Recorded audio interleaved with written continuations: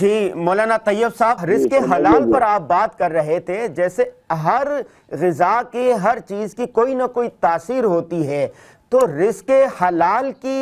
کیا تاثیر ہے اور حرام کے لقمے کی کیا تاثیر ہے، اس پر ذرا وضاحت کیجیے۔ جی دیکھیے، رزق حرام انسان کے دل کو سیاہ کرتا ہے۔ امام غزالی رحمہ اللہ کا ایک قول مشہور ہے کہ اکل الحرام یظلم القلب و یفسد النفس۔ حرام کھانا انسان کے دل کو کالا کرتا ہے اور انسان کی طبیعت کو اور نفس کو بگاڑتا ہے۔ اسی طرح حضرت سفیان ثوری بہت بڑے تابعی گزرے ہیں، راوی حدیث ہیں، وہ فرماتے ہیں کہ من اکل الحرام 20 یوما لم تقبل له صلاۃ ولا دعاء، کہ جو 20 دنوں تک، یعنی کچھ بھی دن، چند دن بھی حرام کھائے تو اس کی نماز اور دعا قبول نہیں ہوتی۔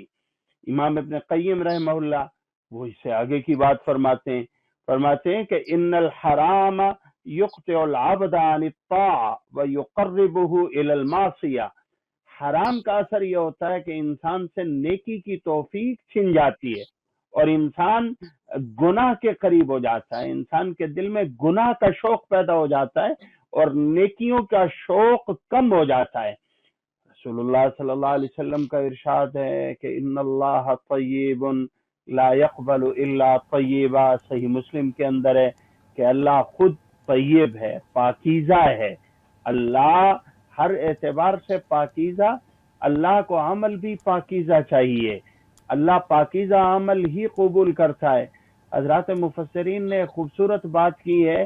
کہ قرآن کریم میں اللہ رب العزت نے اپنی نعمتوں کو جہاں گنوایا ہے تو وہاں ایک خوبصورت نعمت کا ذکر کیا ہے کہ میں تمہیں دودھ پلاتا ہوں، لبنن خالصا سائغا للشاربین، کہ تم جانوروں میں سے، جانوروں کے جسم میں جہاں گوبر بھی ہے، جہاں پر گندگی بھی ہے، جہاں پر خون بھی ہے، تو جانور کے اس جسم سے تمہارے لیے ایسا دودھ نکلتا ہے خالص، سفید، جس کے اندر نہ گوبر کا کوئی اثر ہے، نہ خون کی کوئی رنگت ہے، نہ ہی اس کے اندر کوئی بو ہے، بلکہ رنگ کے اعتبار سے بھی دودھ خالص ہے اور ذائقے کے اعتبار سے بھی یہ دودھ بالکل خالص ہے۔ تو ہمیں یہ سبق دیا جا رہا ہے کہ اس گندگی کے ماحول سے گزار کر تم تک خالص دودھ اگر پہنچ سکتا ہے تو تمہارا ماحول بھی اگر بگڑا ہوا ہو تو اس ماحول کے اندر رہ کر تم بھی خالص عمل رب کے دربار میں پیش کرو، اللہ کے حضور پیش کرو۔ اور یہ خالص عمل یہی ہے کہ جہاں ہم نے روزہ رکھنے کے بعد اپنے آپ کو ہر طرح کے گناہوں سے بچانا ہے، وہیں پر اپنی غذا اور خوراک کا بھی خیال رکھنا ہے کہ تقوی اسی کا نام ہے کہ ہر اعتبار سے خالص چیز اللہ تک، خالص عمل اللہ تک پہنچے۔ الا للہ الدین الخالص، خالص پکار، خالص عبادت، خالص چیز اللہ کے لیے ہے۔ تو رسول اللہ نے فرمایا کہ ان اللہ طیب لا يقبل الا طیبا، اللہ پاکیزہ ہے، پاکیزہ چیز کو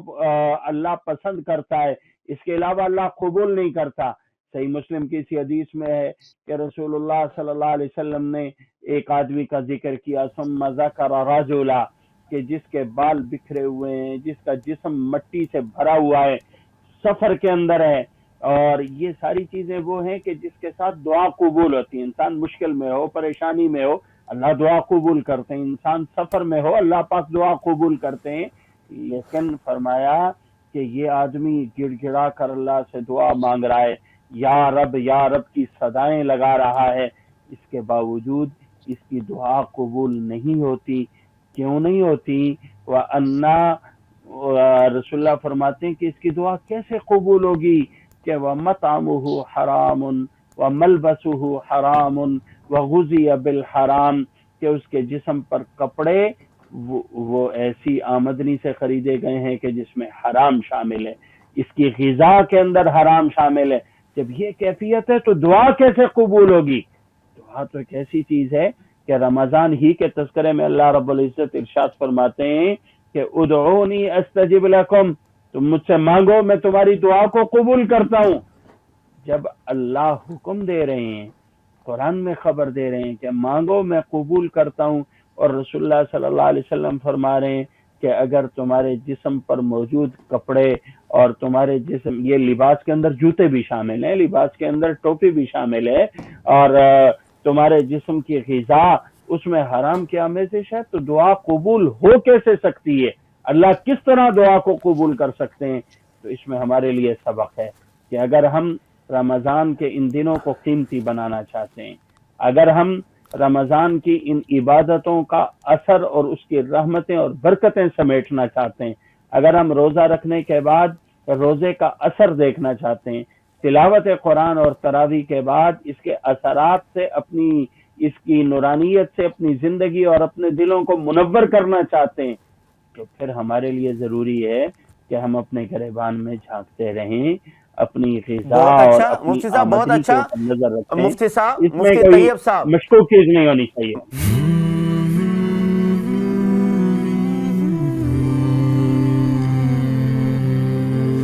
رمضان المبارک کی پر نور ساعتوں میں دیکھیے درسقرآن.com کے یوٹیوب اور فیس بک پر ہلال رمضان،